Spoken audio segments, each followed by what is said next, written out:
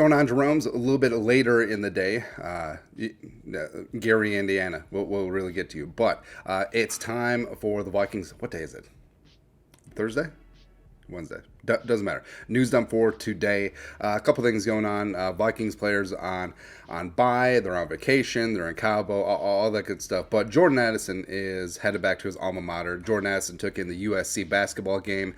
Go Andy Enright, along with Caleb Williams. No big deal. The chemistry and connection is there. And we've said before, maybe Jordan Addison is the greatest wide receiver in NFL history because, number one, he tricked the world into thinking that Kenny Pickett was a first-round pick. He got Caleb Williams the Heisman. You saw how Caleb Williams was sort of without him this year. And, I mean, Jordan Addison has 7 touchdowns, leading all rookie wide receivers. And maybe this is a spot where, hey, could Caleb Williams pull a John Elway or an Eli Manning and dictate where he's going to go? Caleb Williams to the Vikings. Now, I do have some questions about Caleb Williams' game. I don't like the way that he operates under pressure. I do think that some of his decision-making was sort of whatever, but USC was a very flawed team this year, and I say that as a quasi-USC fan. But the whole thing about not talking to the media or crying after the game, that doesn't really matter to me. It just shows that he's passionate, even though he should talk to the media. But I think that even though there definitely was some cracks in his game exposed this year, I think that he still is going to be a very high selection. I think that he has a chance to be a franchise quarterback. But I do think we need to tamp down on the little bit of he's better than Mahomes already, which was ridiculous a couple months ago.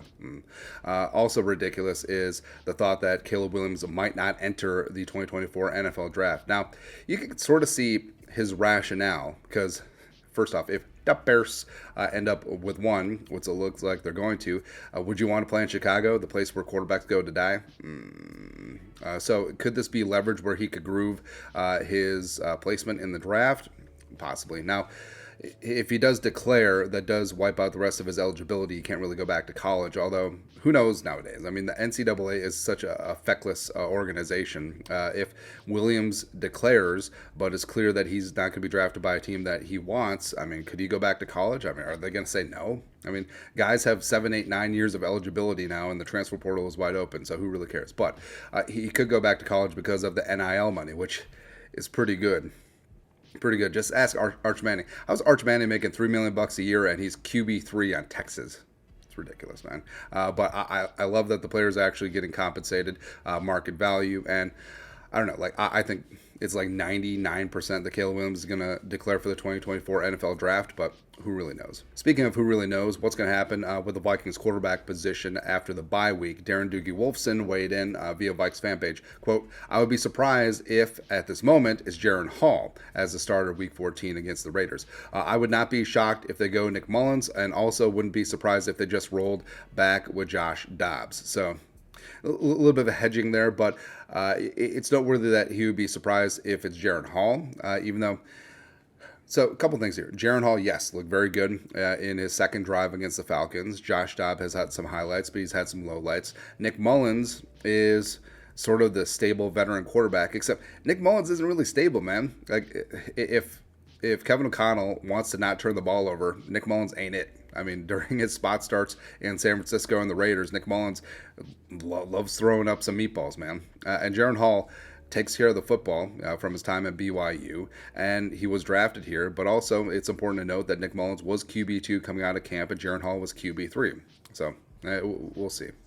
But speaking of the quarterback spot, I think turnovers is going to be the number one thing, and it's very clear. The games that the Vikings have lost, they've clearly gotten schwacked in the turnover battle. And Alec Lewis, the Athletic, points this out from Kevin O'Connell, quote, you're going to have to find some of those chunks in the passing game, which has been lacking over the last couple of weeks. But you got to be able to do it without the risk of feeling like you're going to turn the ball over, end quote. So that's a direct shot at Josh Dobbs, where with Dobbs, like his ADOT has been pretty low. I think that's why the first play of the game against the Bears was that deep shot to Jordan Addison, which, did he catch it? Did he not? Who knows? But also, Josh Dobbs has eight turnovers, 5 interceptions, 3 fumbles in 8 games. And now, not all of those were on him, sure, but they did happen. And they're inexcusable, and they're something that greatly cost the Vikings game and wasted 2 fantastic defensive performances by the Vikes. Speaking of fantastic defensive performance, so mock draft season is already here. Dave Brugler over the Athletic is fantastic in this, and the Vikings adding to the D line. We have the meats with Illinois defensive lineman Jerzon Newton. Now, Newton's not like your traditional like meat and potatoes guy, but he is a penetrator, guy that can get after it. 6'2", 295. This is what Dave wrote. With his lack of size, Newton is a consensus first-round pick. Some teams believe he is more of a second-rounder, but given his disruptive nature while playing a high number of snaps, he offers a ton of value, especially in a lackluster defensive tackle class. Now, there's going to be options along the D-line. Chris Jenkins of Michigan is fantastic. Corleone from Cincy, I love it, the Godfather, as well as the Texas defensive tackles are just 5 bajillion pounds. They're great, man. And this isn't like a high-end first round for defensive tackles, but for the Vikings purposes, blue collar meat and potatoes guy, yes. And Newton, like, I feel like every time a disruptive, undersized defensive tackle comes along, he's automatically compared to Aaron Donald or John Randall. Now, Newton isn't that, but he is super productive. Now, could he be the best parts of Sharif Floyd and the player that Sharif Floyd was supposed to be before he got injured? Yes. I think that he certainly could be. Newton's been a crush of mine for a long time. Also crushes Ivan Pace Jr., just completely crushing it out there. PFF Vikings, Ivan Pace Jr., 70.9 PFF grade this season, tied for 8th among all rookie defenders this year. No big deal. No big deal for UDFA. And also, once Marcus Davenport leaves, Pace is going to be wearing number 0. So if you're going to buy a Pace jersey, I'd hold off for a hot second. But it's clear this guy can rack up and stack up tackles. Calling the defense is no factor.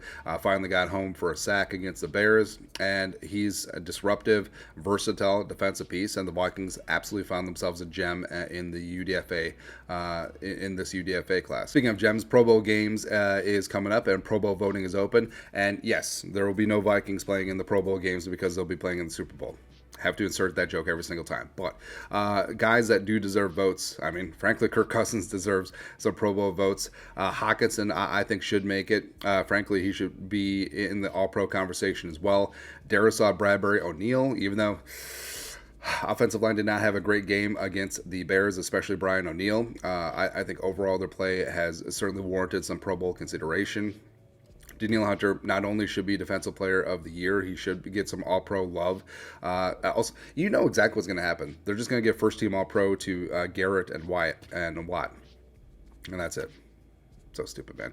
Jordan Hicks, even though he's gotten injured, deserves a couple of votes. And then the 3 safeties. Beasley's been playing at a Pro Bowl level. Harrison Smith has been great. Josh Metellus may be one of the best stories on this defense, and certainly the captain definitely deserves a little bit of love as well. But that's it.